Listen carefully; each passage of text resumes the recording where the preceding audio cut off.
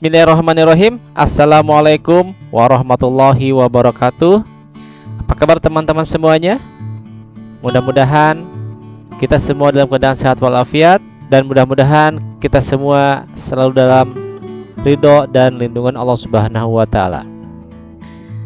Kembali lagi kita bertemu dengan praktikum analisis data 3, yang insya Allah pada hari ini saya akan membahas tentang analisis data eksplorasi, khususnya tentang analisis regresi eksplorasi, di mana yang akan kita bahas yaitu tentang regresi resisten.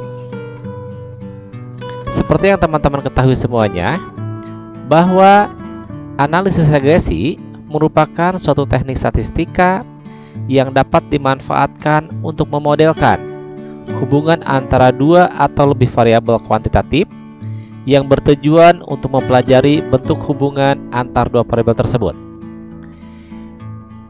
Di dalam analisis regresi, kita mengenal dua variabel. Yang pertama yaitu variabel bebas yang biasanya kita nyatakan dengan X, dan yang kedua adalah variabel tak bebas yang biasa kita nyatakan dengan Y. Teman-teman, ketika mempunyai permasalahan, harus mengetahui yang mana variabel bebas dan mana yang disebut dengan variabel tak bebas. Sebagai gambaran saja, bahwa variabel bebas yaitu variabel yang mempengaruhi variabel lainnya, atau variabel yang berdiri sendiri. Sedangkan variabel tak bebas yaitu variabel yang dipengaruhi oleh variabel yang lainnya, atau bisa dinyatakan variabel tersebut terjadi dikarenakan adanya variabel yang lain. Ketika kita akan melaksanakan suatu analisis menggunakan regresi, maka kita harus membuat scatter plot terlebih dahulu antar variabel X dan variabel Y, atau kita membuat scatter plot antar variabel bebas dengan variabel tak bebasnya. Ada beberapa kemungkinan yang terjadi ketika kita membuat scatter plot antara variabel X dengan variabel Y. Yang pertama, bisa terjadi seperti ini. Di sini diperoleh suatu hubungan yang linear antara X dengan Y. Kemudian di sini pun sama, antara X dengan Y mempunyai hubungan yang linear, namun ada titik yang kita indikasikan sebagai pencilan. Yang ketiga, kita juga bisa mempunyai bentuk hubungan seperti ini. Artinya hubungan tersebut tidak linear, dia berbentuk kuadratik.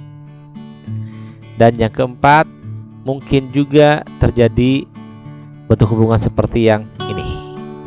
Artinya antara X dan Y tidak terjadi hubungan.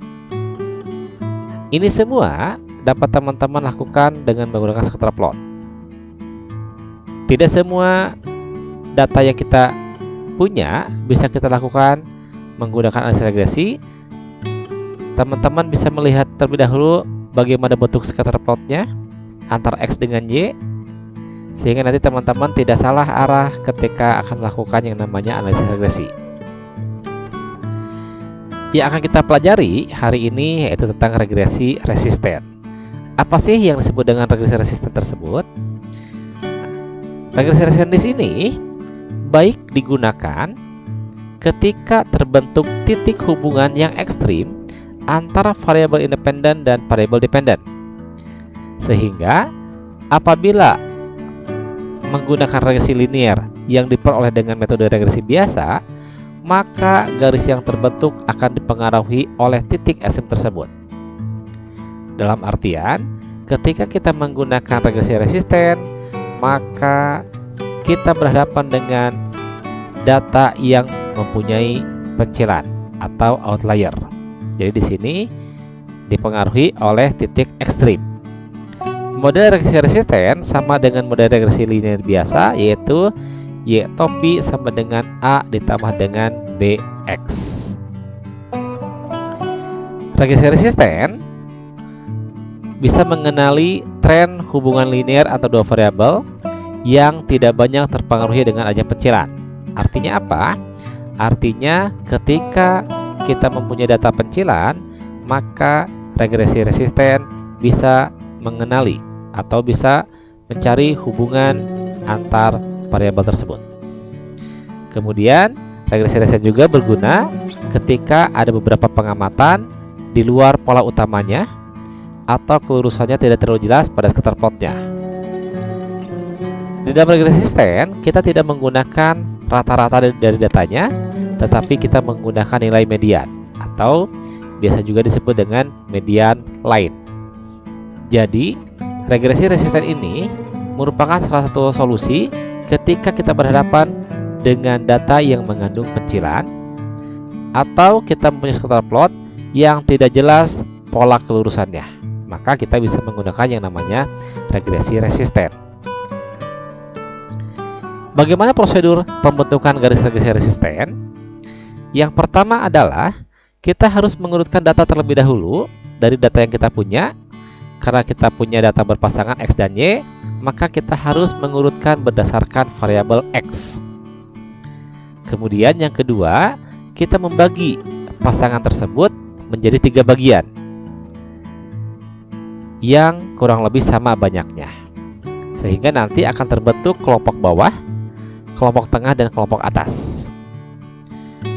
Untuk pembagian kelompok tersebut, ada aturan yang harus teman-teman perhatikan. Yang pertama adalah pertigaan atas dan bawah masing-masing harus mengandung paling banyak sepertiga dari seluruh titik. Artinya, nanti kita akan membagi 3 bagian. Untuk bagian atas dan bagian bawah itu paling banyak sepertiga dari seluruh data yang ada. Kemudian, pertigaan atas dan bawah masing-masing harus mempunyai rentang kurang dari setengah rentang keseluruhan. Kemudian yang ketiga adalah bila ada titik yang nilainya sama, maka titik-titik tersebut harus dimasukkan ke dalam kelompok yang sama. Itu adalah aturan pembagian kelompoknya. Setelah kita memahami bagaimana pembagian kelompoknya, maka teman-teman nanti harus mencari nilai mediannya. Jadi kita tidak menggunakan nilai rata-ratanya, kita cari untuk setiap kelompok tersebut nilai mediannya, sehingga nanti kita mempunyai nilai median untuk bawah, untuk variabel X-nya, dan juga median bawah untuk variabel Y-nya. Di sini kita singkat XB, YB, artinya median untuk variabel X yang bawah, ini adalah median untuk variabel Y yang bawah. XT dan YT adalah median untuk variabel X yang bagian tengah, YT adalah median variabel Y untuk bagian tengah, XA dan YA merupakan median untuk variabel X bagian atas, YA adalah median untuk variabel Y bagian atas. Setelah kita tentukan nilai mediannya, langkah selanjutnya kita harus menghitung koefisien B berdasarkan 2 titik yang mewakili bagian atas dan bagian bawah. Sehingga nanti kita punya nilai B sama dengan YA min YB dibagi dengan XA min XB.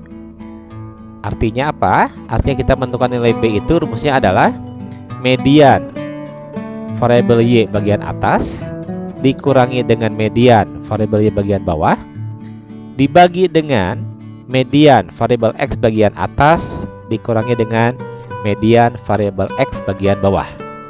Nanti diperoleh nilai B-nya.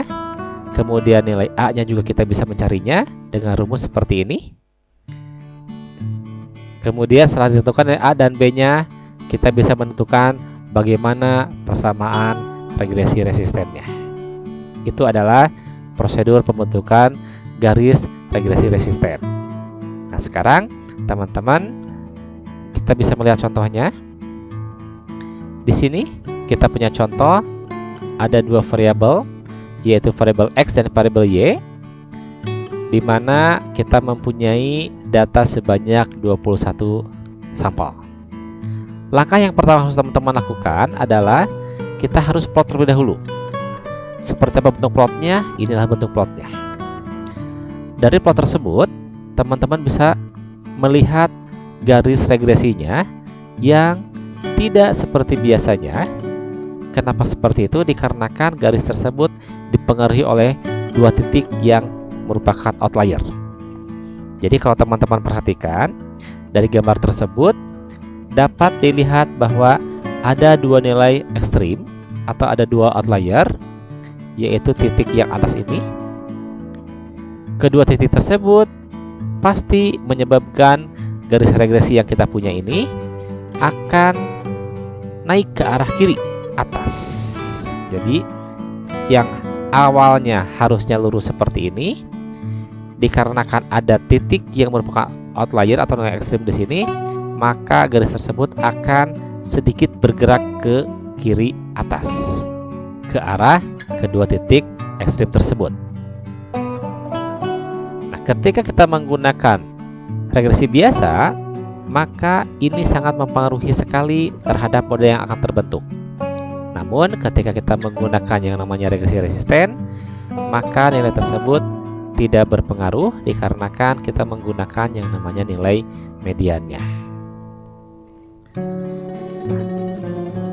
Langkah yang pertama yang harus teman-teman lakukan untuk menyelesaikan kasus tersebut yaitu teman-teman harus mengurutkan terlebih dahulu data yang kita punya berdasarkan variabel X. Jadi nanti kita akan mencoba menggunakan Excel bagaimana mengurutkan data pengamatan tersebut berdasarkan variabel X.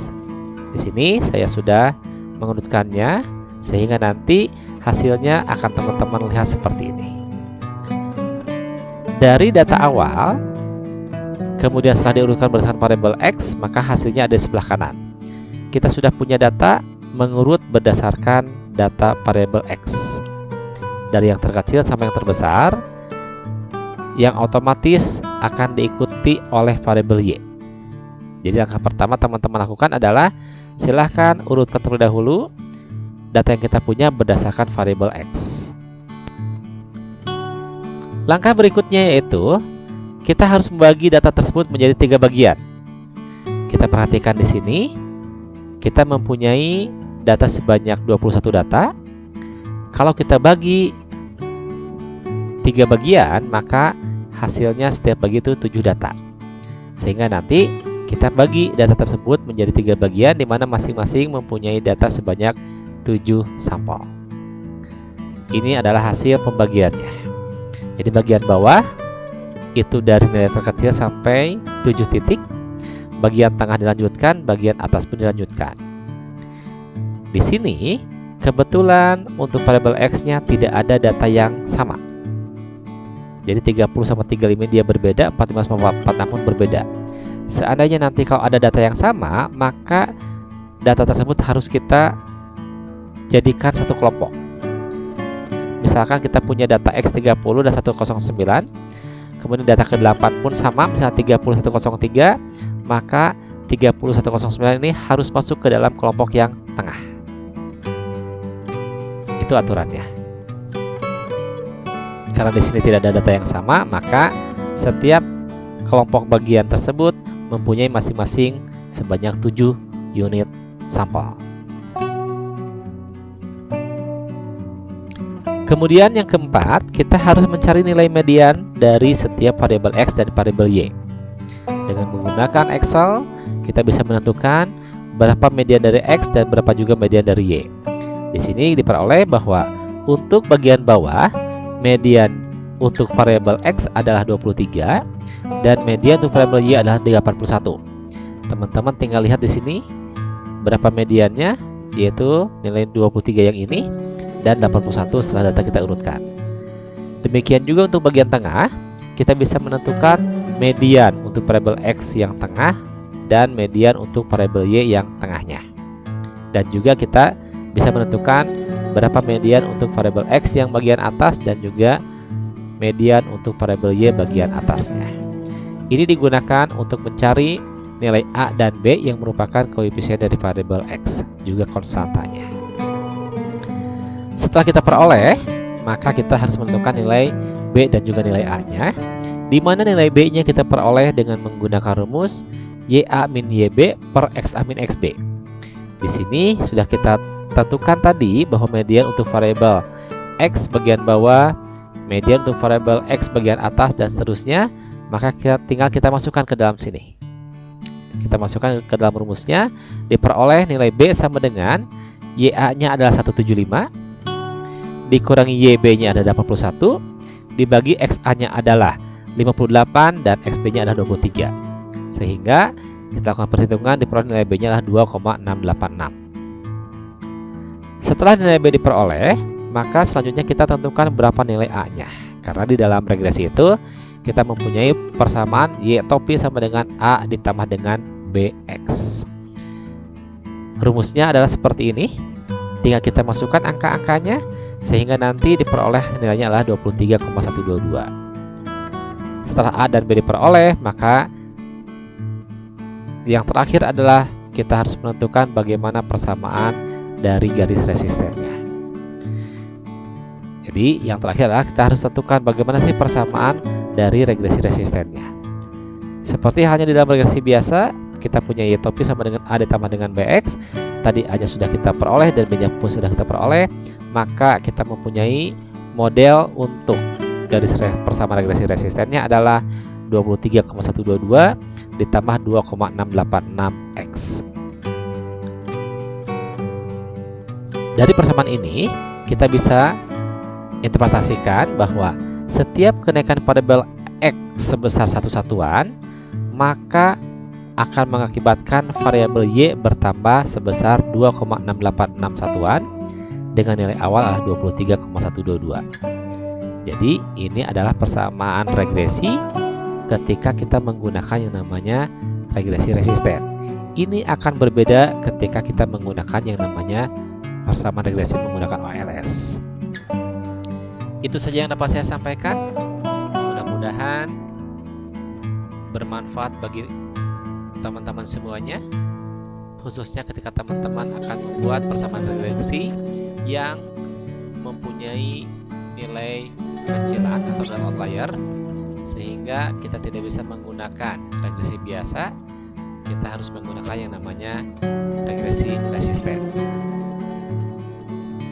Sekali lagi, mudah-mudahan ada manfaat bagi kita semuanya. Billahi taufiq wal hidayah. Wassalamualaikum warahmatullahi wabarakatuh.